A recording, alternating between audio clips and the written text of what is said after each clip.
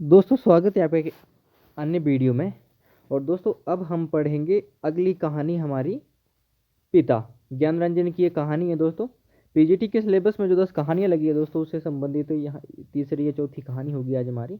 और 10 कहानियों को पढ़ने के बाद हम दूसरे विषयों पर बातचीत करेंगे और साथ ही इसके बाद आपको जो दूसरी वीडियो मिलने वाली है वो वीडियो होगी आपके लिए जो आपकी यूनिट 1 है उससे संबंधित। ठीक है, तो चलिए शुरू करते हैं दोस्तों पिता कहानी के संबंध में। उससे पहले हम सामान्य सा परिचय देख लेते हैं ज्ञान रंजन जी का। उसके बाद पिता कहानी के संबंध में कुछ एक तथ्यों को देखते हैं और उसके बाद कहानी का वाचन करते हैं और जल्दी जल्दी दोस्तों आज करते हैं। ठीक है, जन्म कब होता है? 1936 ईस्वी महाराष्ट्र में ज्ञान रंजन जी का जन्म होता है। ठीक है, और वर्तमान में भी ये साहित्य लिख रहे हैं। ठीक है, अगला देखिए कहानी संग्रह। दोस्तों कहानी संग्रह मेरा मतलब यहाँ पे ये है कि अगर हम कहानी देख रहे हैं इनकी तो सिर्फ कहानी जो इनके संग्रह है कहानियों के संबंध में ही बातचीत करेंगे हम। ठीक है, तो कहानी संग्रह देखिए इनके।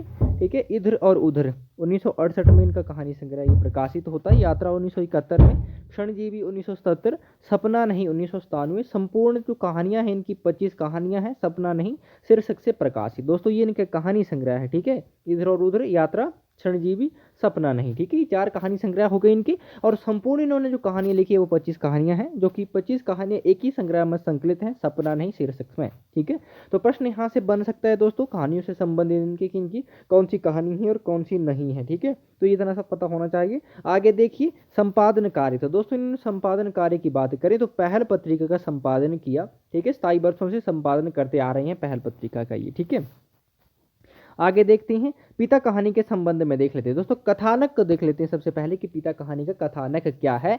पिता कहानी के कथानक को देखने के बाद जब हम वाचन करेंगे तो आपको समझ आ चुकी होगी पिता कहानी में मुख्यतः है क्या।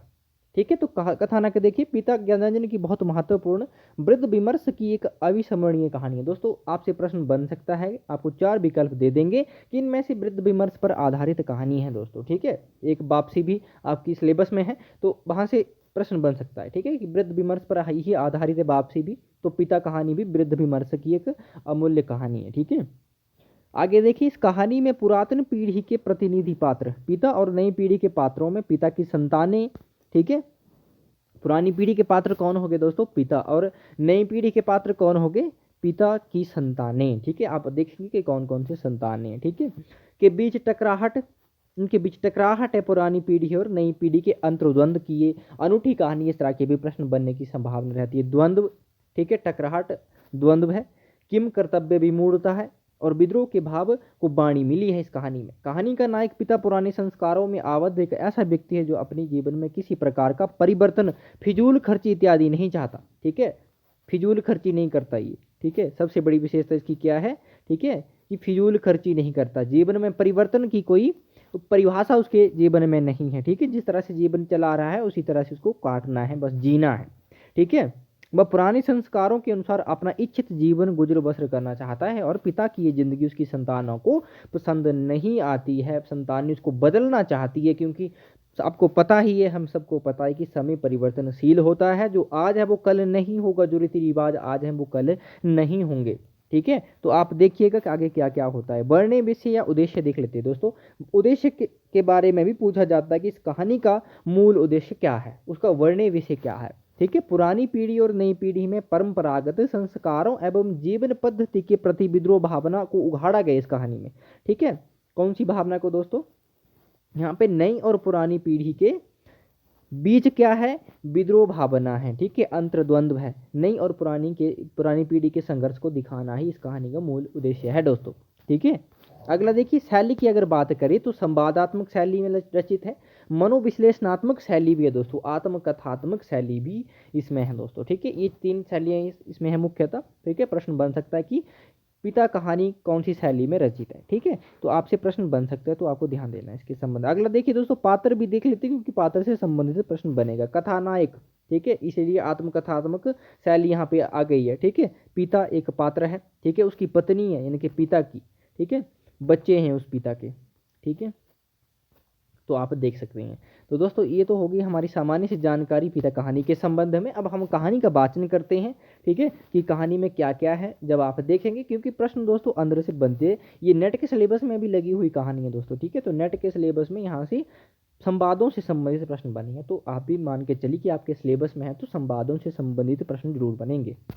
तो चलिए दोस्तों करते हैं हम आगे। चलिए दोस्तों शुरुआत करते हैं हम इस कहानी की। ठीक है, वाचन करते हैं। आप एक एक को ध्यान से देखिए दोस्तों। मैंने आपको पहले भी कहा है कि वाचन करने से, जब मैं वाचन करूंगा पढ़ूंगा तो आप ध्यान से एक एक अक्षर को, एक एक शब्द को यहाँ पे देखेंगे। जैसे ये होगा कि आपका परीक्षा में कोई भी प्रश्न जब बनेगा तो आपको वो चीज़ें याद आ जाएंगी। ठीक है, तो चलिए शुरू करते हैं दोस्तों। पिता कहानी ज्ञानरंजन जी की। उसने अपने बिस्तर का अंदाज लेने के लिए मात्र आध पल को बिजली जलाई। बिस्तरे फर्श पर बिछे हुए थे। उसकी स्त्री ने सोते सोते ही बड़बड़ाया, आ गई, और बच्चे की तरफ करवट लेकर चुप हो गई। लेट जाने पर उसे एक बड़ी डकार आती मालूम पड़ी, लेकिन उसने डकार ली नहीं। उसे लगा कि ऐसा करने से उस चुप्पी में खलल पड़ जाएगी जो चारों तरफ भरी है, और काफी रात गई, ऐसा होना उचित नहीं है। अभी घनश्याम नगर के मकानों के लंबे सिलसिलों के किनारे किनारे सवारी गाड़ी धड़धड़ाती हुई गुजरी। थोड़ी देर तक एक बहुत साफ भागता हुआ शोर होता रहा। सर्दियों में जब ये गाड़ी गुजरती है तब लोग एक प्रहर की खासी नींद ले चुके होते हैं। गर्मियों में 11:30 का कोई विशेष मतलब नहीं होता। यूँ उसके घर में सभी जल्दी सोया करते, जल्दी खाया और जल्दी उठा करते हैं। आज बेहद गर्मी है। रास्ते भर उसे जितने लोग मिले उन सब ने उससे गर्म और बेचैन कर देने वाले मौसम की ही बात कही। कपड़ों की फजीहत हो गई, बदहवासी, चिपचिपाहट और थकान है। अभी जब सवारी गाड़ी शोर करती हुई गुजरी तो उसे ऐसा नहीं लगा कि नींद लगते लगते टूट गई हो, जैसा जाड़ों में प्रायः लगता है, बल्कि यूं लगा कि अगर सोने की चेष्टा शुरू नहीं की गई तो सचमुच देर हो जाएगी। उसने जमाई ली। पंखे की हवा बहुत गर्म थी और वह पुराना होने की वजह से चिढ़ाती सी आवाज़ भी कर रहा है। उसको लगा दूसरे कमरों में भी लोग शायद उसकी ही तरह जमाइयाँ ले रहे होंगे, लेकिन दूसरे कमरों के पंखे पुराने नहीं हैं। उसने सोचना बंद करके अन्य कमरों की आहट लेनी चाहिए। उसे कोई बहुत मासूम सी ध्वनि भी 1-1.5 मिनट तक नहीं सुनाई दी, जो सन्नाटे में काफ़ी तेज होकर आ सकती हो। तभी पिता की चारपाई बाहर चरमराई। वह किसी आहट से उठे होंगे। उन्होंने डांट कर उस बिल्ली का रोना चुप कराया जो शुरू हो गया था। बिल्ली थोड़ी देर चुप रहकर फिर रोने लगी। अब पिता ने डंडे को गच पर कई बार पटका और उस दिशा की तरफ खदेड़ने वाले ढंग से दौड़े जिधर से रोना आ रहा था, और हट हट चिल्लाए। जब वह घूम फिर कर लौट रहा था तो पिता अपना बिस्तर बाहर लगाकर बैठे थे। कनखी से उसने उन्हें अपनी पंजे से पीठ का पसीना रगड़ते हुए देखा, और बचता हुआ वह घर के अंदर दाखिल हो गया। उसे लगा कि पिता की गर्मी की वजह से नींद नहीं आ रही है, लेकिन उसे इस स्थिति से रोष हुआ।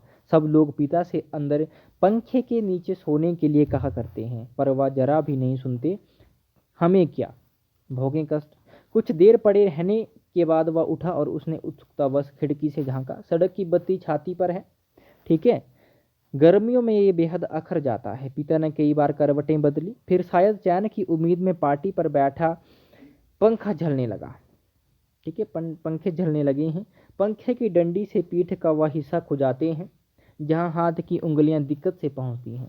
आकाश और दरख्तों की तरफ देखते हैं। रिलीफ पाने की किसी बहुत हल्की उम्मीद में शिकायत उगलते हैं। बड़ी भयंकर गर्मी है, एक पत्ता भी नहीं डोलता। उनका ये वाक्य जो नितांत व्यर्थ है, अभी अभी बीते क्षण में डूब गया। गर्मी बरकरार है और रहेगी, क्योंकि ये जाड़े बरसात का मौसम नहीं है। पिता उठकर घूमने लगते हैं। एक या तो बार घर का चक्कर चौकीदारों की तरह वो करते हुए लगाते हैं, ताकि कोई सेंध बेन न लग सके। लौटकर थके स्वर में हे ईश्वर कहते हुए उंगली से माथे का पसीना काट कर जमीन पर चबाने लगते हैं।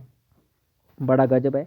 कमरे की एक दीवार से टिक कर बैठ जाने पर वह काफी तनाव में सोचने लगा। अंदर कमरों में पंखों के नीचे घर के सभी दूसरे लोग आराम से पस रहे हैं। इस साल जो नया पैडस्टल खरीदा गया है वह आंगन में दादी अम्मा के लिए लगता है।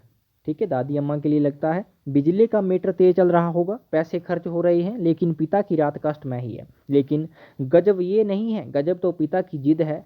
वह दूसरे का आग्रह अनुरोध माने तब ना। पता नहीं क्यों पिता जीवन की अनिवार्य सुविधाओं से भी चिढ़ते हैं। वह झल्लाने लगा। ठीक है, पिता जो है क्या करते हैं कि जो अनिवार्य सुविधाएं हैं जीवन की, उनसे भी चिढ़ते हैं, क्योंकि खर्चा होता है। चौक से आते वक्त 4 आने की जगह 3 आने और 3 आने में तैयार होने पर 2 आने में चलने वाले रिक्शे के लिए पिता घंटे घंटे खड़े रहेंगे। धीरे धीरे सबके लिए सुविधाएं जुटाते रहेंगे, लेकिन खुद उसमें नहीं या कम से कम शामिल होंगे। पहले लोग उनकी काफ़ी चिरोरी किया करते थे, अब लोग हार गए हैं, जानने लगे हैं कि पिता के आगे किसी की नहीं चलेगी। आज तक किसी ने पिता को बास बेसिन में, ठीक है, मुंह हाथ धोते नहीं देखा।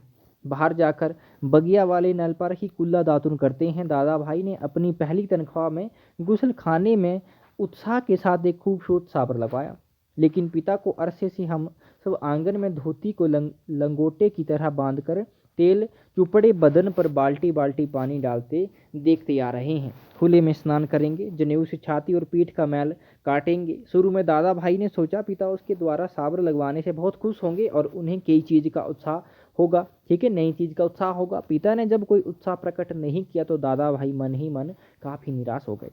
1-2 बार उन्होंने हिम्मत करके भी कहा, आप अंदर आराम से क्यों नहीं नहाते, तब भी पिता आसानी से उसे टाल गए। दोस्तों यहाँ पे आप देख रहे हैं पुरानी और नई पीढ़ी का अंतरोदंत। पिता किस तरह से अपनी पुरानी जो परंपराएं हैं उनको संजोए हुए। एक बात यहाँ पे हम समझ भी सकते हैं कि पिता के समय में उस तरह की जो सुख सुविधाएं थी, साबर इत्यादि जो होते थे, वो नहीं थे, ठीक है। तो वो जो उस समय उन्होंने देखा था, जिया था, उसी को ही बरकरार रखना चाहते थे। और दूसरा, वो फिजूल खर्ची के भी खिलाफ थे। तो उस कारण से भी पिता जो थे वो, अगला देखिए दोस्तों, अगला देखिए दोस्तों, लड़कों द्वारा बाजार से लाई बिस्किटें, महंगे फल पिता कुछ ही नहीं लेते, ठीक है। कभी लेते भी हैं तो बहुत नाक भौं सिकोड़कर उसके बेस्वाद होने की बात शुरू में ही जोर देते हुए। अपनी अमावट, गचक और दाल रोटी के अलावा दूसरों द्वारा लाई चीज़ों की श्रेष्ठता से वे कभी प्रभावित नहीं होते। वह अपना हाथ पांव जानते हैं, अपना अर्जन, और उसी में उन्हें संतोष है। वे पुत्र जो पिता के लिए कुल्लू का सेब मंगाने और दिल्ली एम्पोरियम से बढ़िया धोतियाँ मंगाकर उन्हें पहनाने का उत्साह रखते थे, अब तेजी से पिता विरोधी होते जा रहे हैं, ठीक है। सुखी बच्चे भी अब गाहे व गाहे मुंह खोलते हैं और क्रोध उगल देते हैं। लद लद बाहर आम के 2 सीकरों के लगभग एक साथ गिरने की आवाज़ आई। वह जानता है पिता आवाज़ से स्थान साधने की कोशिश करेंगे। टटोलते टटोलते अंधेरे में आम खोजेंगे और खाली गमले में इकट्ठा करते जाएंगे। शायद ही रात में 1-2 आम उसके चूक जाते हैं, ढूंढने पर नहीं मिलते, जिनको सुबह पा जाने के संबंध में उन्हें रात भर संदेह होता रहेगा। दीवार से काफ़ी देर एक ही तरह टिके रहने से उसकी पीठ दुखने लगी थी। नीचे रीढ़ के कमर वाले हिस्से में रक्त की चेतना बहुत कम हो गई। उसने मुद्रा बदली। बाहर पिता ने फाटक खोलकर सड़क पर लड़ते चिचियाते कुत्तों को हड़काया होना चाहिए यहाँ पे, ठीक है। उसे यहाँ बहुत खीज हुई। कई बार कहा, मोहल्ले में हम लोगों का सम्मान है, 4 भले लोग आया जाया करते हैं, आपको अंदर सोना चाहिए, ढंग के कपड़े पहनने चाहिए, और चौकीदारों की तरह रात को पहरा देना बहुत ही भद्दा लगता है। लेकिन पिता की अड़ में अभी, ठीक है, कभी भी, ठीक है, अभी नहीं, लेकिन पिता की अड़ में कभी कोई झोल नहीं आता। उल्टा सीधा, पता नहीं कहाँ किस दर्जी से कुर्ता कमीज सिलवा लेते हैं, टेढ़ी जेब, छतरी के बटन ऊपर नीचे लगा, सावा सोसाइटी में चले जाएंगे। घर भर को बुरा लगता है। लोगों के बोलने पर पिता कह देते हैं, आप लोग जाइए ना भाई, कॉफ़ी हाउस में बैठिए, झूठी वैनिटी के लिए बैरा को टिप दीजिए, ठीक है। रहमान के यहाँ 1.5 रुपये वाला बाल कटाइए, मुझे क्यों घसीटते हैं। लोगों का बोलना चुटकी भर में धरा रह जाता है। पिता वैसे तो चुप रहती हैं, लेकिन जब बात बहस में उन्हें खींचा जाता है तो काफ़ी करारी और हिंसात्मक बात कह जाते हैं। उल्टे उन्हें घेरने वाले हम भाई बहन अपराधी बन जाते हैं। कमरे से पहले एक भाई खिसकेगा, फिर दूसरा, फिर बहन और फिर तीसरा। चुपचाप सब खींचे हारे खिसकते रहेंगे। अंदर फिर माँ जाएंगी और पिता, विजयी पिता, कमरे में गीता पढ़ने लगेंगे या झोला लेकर बाजार सौदा लेने चले जाएंगे। होता हमेशा यही है। सब मन में तय करते हैं आगे से पिता को नहीं घेरेंगे, लेकिन थोड़ा समय गुजरने के बाद फिर लोगों का मन पिता के लिए उमड़ने लगता है। लोग मौका ढूंढने लगते हैं पिता को किसी प्रकार अपनी साथ सुविधाओं में थोड़ा बहुत शामिल कर सकें, पर ऐसा नहीं हो पाता। बस सोचने लगा, भूखे के सामने खाते समय होने वाली व्यथा सरीखी किसी स्थिति में हम रहा करते हैं। यद्यपि अपना खाना हम कभी स्थगित नहीं करते, फिर भी पिता की असंप्रक्ति के कारण व्याकुल और अधीर तो हैं ही। पिता अद्भुत और विचित्र हैं। ठीक है, पिता क्या है, अद्भुत और विचित्र हैं। वह सोचते हुए उठा, कमरे में घूमने या सिगरेट पी सकने की सुविधा नहीं थी, अन्यथा वह वैसा ही करता। उसने सो जाने की इच्छा की और अपने को असहाय पाया। शायद नींद नहीं आ सकेगी, वह ख्याल उसे घबराने वाला लगा। पिता अद्भुत और विचित्र हैं, ये बात वह भूल नहीं रहा था। पिछले जाड़ों में वह अपने लोभ को कुचल कर बमुश्किल एक कोट का बेहतरीन कपड़ा पिता के लिए लाया। पहले तो वो उसे लेने को तैयार नहीं हुए, लेकिन माँ के काफ़ी घुड़कने फुड़कने से राजी हो गए और उसी खुलदाबाद के किसी लपटू दर्जी के यहाँ सिलाने चल दिए। सुधीर ने कहा, कपड़ा कीमती है, चलिए एक अच्छी जगह मैं आपका नाप दिलवा दूं, वह ठीक सिएगा, मेरा परिचित भी है। सुधीर कौन है दोस्तों, पिता के पुत्र हैं। ठीक है, जो ये कहानी कह रहा है वो भी एक पिता का पुत्र है।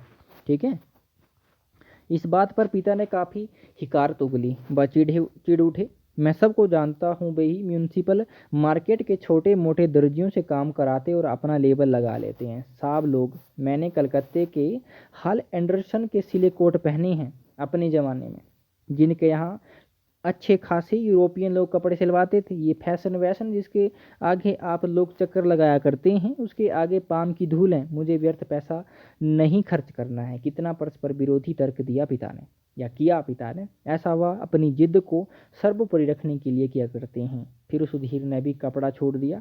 जहाँ चाहिए सिलवाइए या भाड़ में झोंकाइए, हमें क्या, वह धीमे धीमे बुदबुदाया। पिता बाहर अक बकाकर उठ पड़े। शायद थोड़ी देर पहले जो आम बगीचे में गिरा था उसकी आवाज़ जैसे अब सुनाई पड़ी हो। वह खिड़की के बाहर देखने लगा। किंचित टिका टिका सा, पेट के पसीने से बनियान चिपक गई थी। बेहद घुटती हुई गर्मी मन उसका मथा जाता था। बेबी पड़ी आराम से सो रही है, इसे कुछ पता नहीं, शायद पिता की खाट खाली थी। वह गिरा आम टटोलने के लिए बगिया में घुसे होंगे। पिता कितने विचित्र हैं। लंबे समय से वह केवल 2 ही ग्रंथ पढ़ते आ रहे हैं, यंत्रवत निम्बत, रामायण और गीता। दोस्तों ये प्रश्न अभी नेट जैसी परीक्षा में पूछा गया है कि पिता लंबे समय से या 35 वर्षों से कौन सा ग्रंथ पढ़ते आ रहे हैं। ठीक है, तो गीता और रामायण और गीता। दोस्तों ये प्रश्न बना था। ठीक है, तो आपको ध्यान देना चाहिए इसके संबंध में। लंबे 35 वर्षों तक अखंड केवल रामायण और गीता। उसके पहले युवा काल में जो कुछ जितना कुछ पढ़ा हो उन्होंने, उसे कभी भयावह, कभी सम्मानजनक और कभी झूठ लगता। ये देख सोचकर कि कोई व्यक्ति केवल 2 पुस्तकों में जिंदगी के 35 वर्ष काट सकता है और कैसे काट लेता है। दोस्तों उस समय की ये कहानी है, तत्कालीन परिस्थितियों की यहाँ पे बातचीत की जा रही है। ठीक है, उस समय टेलीविज़न, इंटरनेट इत्यादि नहीं हुआ करता था, तो लोग अपना मनोरंजन किताबों के माध्यम से ही किया करते थे। ठीक है, कहानियाँ, उपन्यास इत्यादि पढ़ा करते थे, साहित्य पढ़ा करते थे। ठीक है, तभी उसका बच्चा कुनमुनाकर रोने लगा। उसने तपाक से खिड़की छेड़ी और अपने बिस्तर पर झूठ मूठ सो गया। ऐसा ना हो कि देवा बच्चे के रोने से उठ पड़े। देवा कौन, जो ये कथा नायक है उसकी पत्नी। ठीक है, ध्यान से देखिए दोस्तों, प्रश्न बन जाते हैं। आपको पात्रों से संबंधित भी प्रश्न देखने हैं, सब पात्रों का आपको पता होना चाहिए क्योंकि प्रश्न बन जाते हैं यहाँ से। उठ पड़े और असंदिग्ध अवस्था में उसे देख बहुत से बेकार प्रश्नों द्वारा हलकान करना शुरू कर दे। देवा बच्चे के मुंह में स्तन दे पहले ही सी बेखबर हो गई। वह खुद बिस्तरे पर सोता मालूम पड़कर भी जागता रहा। उसने की चप चप आवाज़ आती रही और थोड़ी देर बाद बंद हो गई। उसने तय किया कि वह देवा के बारे में ही कुछ सोचे अथवा उसके शरीर को छूता रहे। उसने देवा के कूल्हे पर हाथ रख दिया, लेकिन उसे तनिक भी उत्तेजना अपने अंदर महसूस नहीं हुई। उसने थोड़ी देर उत्तेजना की प्रतीक्षा की। अपनी इस हरकत से ऊब लगने लगी और मन भी लांछित करने लगा। बाहर पिता सो या जाग रहे हैं, जैसा भी हो वह बड़े जबरदस्त हैं। इस समय बाहर रहकर बाहरी होते जा रहे हैं। अंदर के अंदरूनी हिस्सों में लोग आराम से या कम आराम से किसी तरह सो तो गए होंगे। वह विषादग्रस्त हुआ। ठीक है, वह विषादग्रस्त हुआ और अनुभव करने लगा, हमारे समाज में बड़े बूढ़े लोग जैसे बहु बेटियों की निजी जीवन को स्वच्छंद रहने देने के लिए अपना अधिकांश समय बाहर व्यतीत किया करते हैं, क्या पिता ने भी वैसा ही करना तो नहीं शुरू कर दिया है। उसे पिता के बूढ़ेपन का ख्याल आने पर सिहरन हुई। फिर उसने दृढ़ता से सोचा, पिता अभी बूढ़े नहीं हुए हैं, उन्हीं प्रतिक्षण हमारे साथ साथ जीवित रहना चाहिए। भरसक पुरानी जीवन व्यवस्था कितनी कठोर थी, उसके मस्तिष्क में एक भिंचाव आ गया। विषाद सर्वोपरि था। उसे आंखों में हल्का जल लगने लगा। अगर कोई शीत युद्ध ना होता और पिता पुत्रों के बीच, तो वह उन्हें जबरन खींच के नीचे लाकर सुला देता, लेकिन उसे लगा कि उसका युवापन एक प्रतिष्ठा की जिद कहीं चुराई बैठा है। वह इस प्रतिष्ठा के आगे कभी मजबूर हो जाता है और उसे भुगत भी रहा है। दरअसल उसका भी अक्षर चिल्ला उठने को हुआ है, पिता तुम हमारा निषेध करते हो, तुम ढोंगी हो, अहंकारी। लेकिन वह कभी चिल्लाया नहीं, उसका चिल्ला सकना मुमकिन भी नहीं था। वह अनुभव करता था उसके सामने जिंदगी पड़ी है और पिता इस तरह चिल्लाने में उसका नुकसान हो सकता है। उसको लगा पिता लगातार विजयी हैं, कठोर तो हैं क्या, उन्होंने पुत्रों के सामने अपने को कभी पसारा नहीं। लगता है दीवारों पर भी पसीना चूहा आया है। खुद को छुरा भोंक देने या दीवार पर सिर पटकने या सोती बीवी के साथ पाशविक हो जाने का ढोंग सोचने के बाद भी गर्मी की बेचैनी नहीं कटी। उसने ईश्वर को बुदबुदाना चाहा, लेकिन वैसा नहीं किया। केवल हल्के हल्के हाथ के पंजों से सिर के बालों को दबोचकर वह रह गया। मौसम की गर्मी से कहीं अधिक प्रबल पिता है। उसके सामने की घटना मजबूती से टंग गई। उसने घटना को मन में दोहराया। वायुसेना में नौकरी करने वाला उसका कप्तान भाई बहन की यूनिवर्सिटी के खर्चे के लिए 10 से वर्ष तक 50 रुपये महीना भेजता रहा। 10 होना चाहिए यहाँ पे, ठीक है। एक बार अकस्मात कप्तान भाई होली अवकाश मनाने घर आ गया। पिता ने उसके हाथ में उसके नाम की 1200 रुपयों वाली एक पासबुक थमा दी। सबको बड़ा ये आकस्मिक लगा, ठीक है, आकस्मिक लगा। कप्तान भाई तो हैरत हुई और हल्की खुशी भी कि एकाएक काफ़ी रुपए मिल गए, लेकिन इस बात से उसे दुख और पराजय का भान भी हुआ।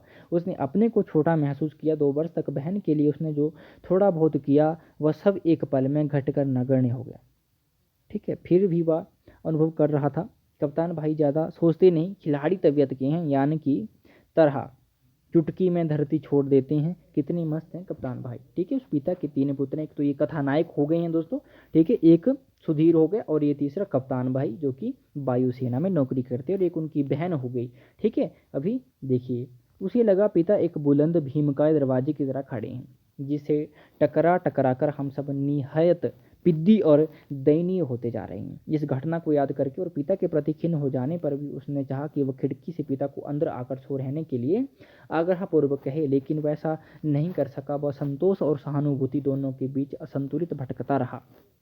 ना लोकोशेड से उठती इंजनों की शटिंग ध्वनि, ना कंक्रीट की ग्रैंड ट्रक पर से होकर आती धूमगंज की और इक्के दुक्के लौटती के घोड़ों की टापे, ना झगड़ते कुत्तों की भौंक भांक। बस कहीं उल्लू एक गति, एक वचन और विभत्सा में बोल रहा है। रात्रि में शहर का आभास कुछ पलों के लिए मरसा गया है। उसको उम्मीद हुई कि किसी भी समय दूर या पास से कोई आवाज़ अकस्मात उठ आएगी, घड़ी टंटना जाएगी या किसी दौड़ती हुई ट्रक का तेज लंबा हार्न बज उठेगा और शहर का मरा हुआ आभास पुनः जीवित हो जाएगा। पूरा शहर कभी नहीं सोता या मरता। बहुत से सोते हुए जान पड़ने वाले भी संक्षिप्त ध्वनियों के साथ या लगभग ध्वनिहीनता के बीच जगे होते हैं। रात काफ़ी बीत चुकी है और इस समय ये सब सोचना सिवाय सोने कितना निरर्थक है। शायद पिता ऊँघ गए हैं, ठीक है। करवट बदलने से उत्पन्न होने वाली खाट की चरमराहट, आम टटोलते समय सूखी अधसूखी पत्तियों के कुचलने की आवाज़, पिता के पटक मकान के फेरे के वक्त की खांस खंसार, कुत्ते बिल्लियों को हड़काना, कुछ सुन नहीं पड़ रहा है। इस विचार से कि पिता सो गए होंगे उसे परम शांति मिली और लगा कि अब वह भी सो सकेगा। शीघ्र नींद के लिए उसने टकटकी बांधकर पंखे की तरफ देखना शुरू किया। गर्म हवा के बावजूद दिन भर की व्यर्थ थकान और सोच विचार से पस्त हो जाने की वजह से वह नींद में चित हो गया। थोड़े समय उपरांत वह एकाएक उचक कर उठ बैठा। उसने चारों तरफ कुछ देख पाने के लिए कुछ क्षणों तक गढ़े हुए अंधेरे को घूरा। हुआ ये कि उसे शरीर में एकाएक बहुत गर्मी सी लगी थी और अजीब सी सरसराहट हुई। शायद पसीने से भीगी टांग पत्नी के बदन से छू गई थी। मुंह में बुरा सा स्वाद भर आया था। किसी बुरी बीमारी के कारण अक्सर ऐसा हो जाया करता है। उठकर उसने 2-3 कुल्ले किए और ढेर सारा ठंडा पानी पिया। इतना सब कुछ वह अधनींद में ही करता रहा। आंगन से पानी पीकर लौटते समय उसने इत्मीनान के लिए खिड़की के बाहर देखा। अब तक नींद जो थोड़ी बहुत थी काफुर हो गई। पिता सो नहीं गए हैं अथवा कुछ सोकर पुनः जगे हुए हैं। पता नहीं अभी भी उन्होंने हे राम तू ही सहारा है कहकर जमाई ली है। ऐसा उन्होंने कोई दबकर नहीं किया। रात के लिहाज से काफ़ी शोर उठाते कहा है। शायद उन्हें इत्मीनान है कि घर में सभी लोग निश्चित रूप से सो गए हैं। पिता ने अपना बिस्तरा गोल मोड़ कर खाट के एक सिरे पर कर लिया है। वही सुराही से प्याले में पानी ले लेकर अपनी खटिया की बाज दर कर रही है। सुराही से खाट तक और खाट से सुराही तक बार बार आते जाते हैं। बहुत बार ऐसा करने पर खाट का बातर हुआ है। उसके बाद उन्होंने पानी पिया और पुनः एक बड़ी आवाज़दार जम्हाई के साथ लिपटे हुए बिस्तरे का सिरहाना बना निखरी खटिया पर लेट गए। तड़का होने में पता नहीं कितनी देर थी, यानी कि सुबह होने में। थोड़ी देर बाद पंखा जमीन पर गिराकर उनका दायां हाथ खटिया की पाटी से झूलने लगा। चारों तरफ धूमिल चांदनी छाने लगी है। सुबह जो दूर है के भ्रम में पश्चिम से पूर्व की ओर कौवे काम काम करते उड़े। वह खिड़की से हटकर बिस्तरे पर आया। अंदर हवा वैसी ही लू की तरह गर्म है। दूसरे कमरे स्तब्ध हैं। पता नहीं बाहर भी उमस और बेचैनी होगी। वह जागते हुए सोचने लगा, अब पिता निश्चित रूप से सो गए हैं शायद। तो दोस्तों ये थी पिता कहानी। ठीक है, पुरानी और जो नवीन पीढ़ी है, ठीक है, उनके बीच का अंतर्द्वंद यहाँ पे प्रकट हुआ है। आपने पिता कहानी को देख लिया। दोस्तों यहाँ पे संवादों से संबंधित प्रश्न बन जाते हैं। जब हम वाचन करते हैं, पढ़ते हैं, कहानी को सुनते हैं, तो इससे जब हमें बहुत सारी जो चीज़ें हैं वो पता चल गई हैं। ठीक है, जब आपसे प्रश्न बन जाए कि पिता कहानी के संबंध में इनमें से कौन सा कथन सत्य है, 4 कथन दे दिए आपको, 5 कथन दे दिए, ठीक है, तो इस तरह के प्रश्न बन जाते हैं। ठीक है, तो कहानी का वाचन करने का मकसद भी यही है। तो दोस्तों मिलते हैं हम अगली कहानी में। ठीक है, 10 कहानियों को जल्दी जल्दी पढ़ते हैं, उसके बाद अगला देखते हैं। दोस्तों तब तक के लिए आपका धन्यवाद।